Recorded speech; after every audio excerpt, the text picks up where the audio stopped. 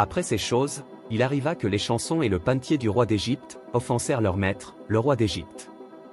Pharaon fut irrité contre ces deux officiers, le chef des échansons et le chef des panetiers.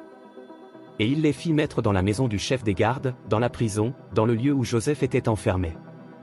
Le chef des gardes les plaça sous la surveillance de Joseph, qui faisait le service auprès d'eux, et ils passèrent un certain temps en prison. Pendant une même nuit, l'échanson et le panetier du roi d'Égypte, qui étaient enfermés dans la prison, eurent tous les deux un songe, chacun le sien, pouvant recevoir une explication distincte. Joseph, étant venu le matin vers eux, les regarda, et voici, ils étaient tristes. Alors il questionna les officiers de Pharaon, qui étaient avec lui dans la prison de son maître, et il leur dit, « Pourquoi avez-vous mauvais visage aujourd'hui » Ils lui répondirent, « Nous avons eu un songe, et il n'y a personne pour l'expliquer. » Joseph leur dit, « N'est-ce pas à Dieu qu'appartiennent les explications? Racontez-moi donc votre songe. » Le chef des échansons raconta son songe à Joseph, et lui dit, « Dans mon songe, voici, il y avait un CEP devant moi. Ce CEP avait 3 sarments. Quand il eut poussé, sa fleur se développa et ses grappes donnèrent des raisins mûrs. La coupe de Pharaon était dans ma main. Je pris les raisins, je les pressai dans la coupe de Pharaon, et je mis la coupe dans la main de Pharaon. » Joseph lui dit, « En voici l'explication. Les 3 sarments sont 3 jours.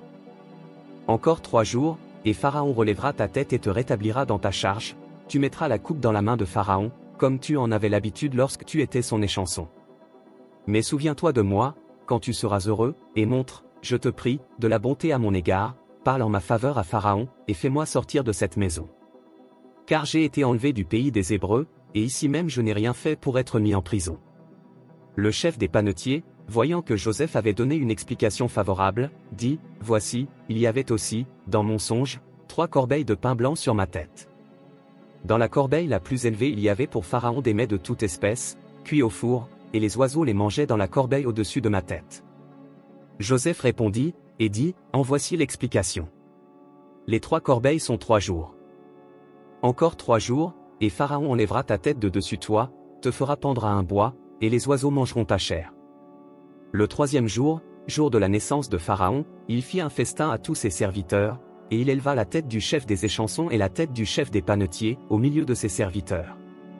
Il rétablit le chef des échansons dans sa charge des chansons, pour qu'il mît la coupe dans la main de Pharaon. Mais il fit pendre le chef des panetiers, selon l'explication que Joseph leur avait donnée. Le chef des échansons ne pensa plus à Joseph. Il l'oublia.